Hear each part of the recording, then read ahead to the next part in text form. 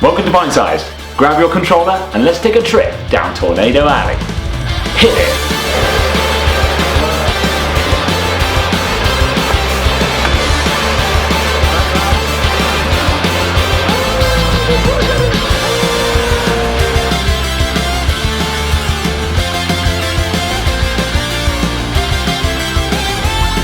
Welcome to Pint Size. Now I love the West Coast. Such iconic locations.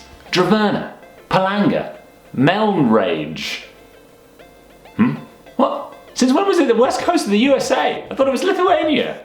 When did that happen? You may have remembered a few years back, Elusive Brewing produced a West Coast IPA out of their brewery in Finchampstead that blew people's socks off. Including my own socks. And trousers, if I remember correctly. It's making my old legs tingle. I had to take my trousers off. You can't see, but you can believe me. I absolutely loved it. It's one of the best beers I've ever had. It was this Oregon Trail, with a banging can to boot. They recently announced a double IPA version which looks great. Oh, yes. But in the meantime, let's try something a little bit different.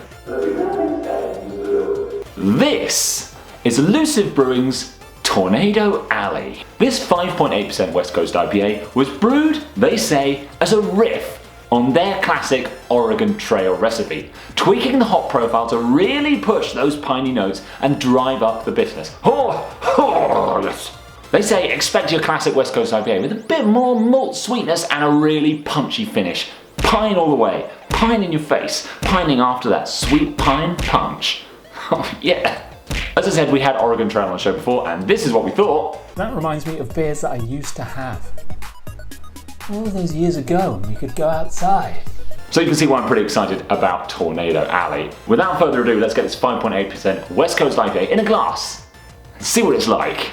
So here it is, Tornado Alley, classic Elusive Brewing can design, pixel art, arcade game inspired. They've gone with a different material on the can.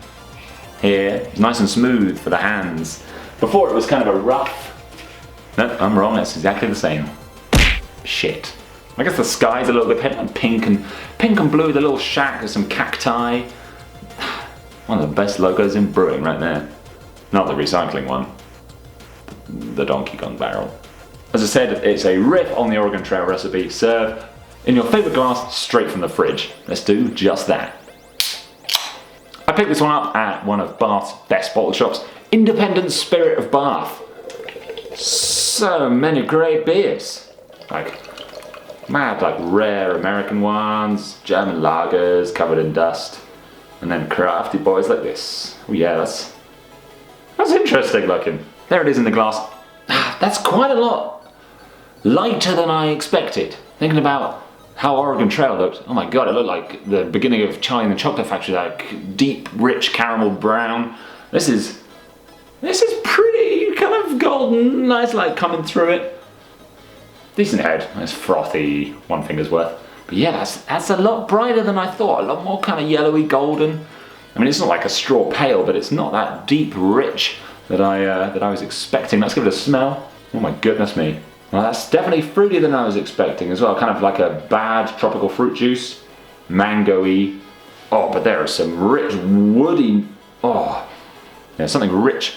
A kind of piney, wet pine. It smells wet. It smells kind of like a flannel. If a flannel was made of very thin wood, I think it wouldn't be a very effective flannel. But yeah, it smells initially very fruity, sweet, tropical, but then fades away to this kind of quite tart orange juice, just with a bit of that woody, a bit of that piney punch. Let's try it. Oh yeah, that's fascinating. Ultra malty and bitter. Really like closing up my mouth, making my skin go kind of inside itself. Crunchy, thick mouthfeel, really oily. Just flowing down there, and sweet malts, punchy pine. God, the colour and the smell is a bit of a red herring, quite elusive. Is that what that word means? Because the flavour is rich, it's strong, it's warming, it's flowing out the glass, through my thin mouth, into my gullet. and it's just coating my body with sweet, sweet wooden flannels.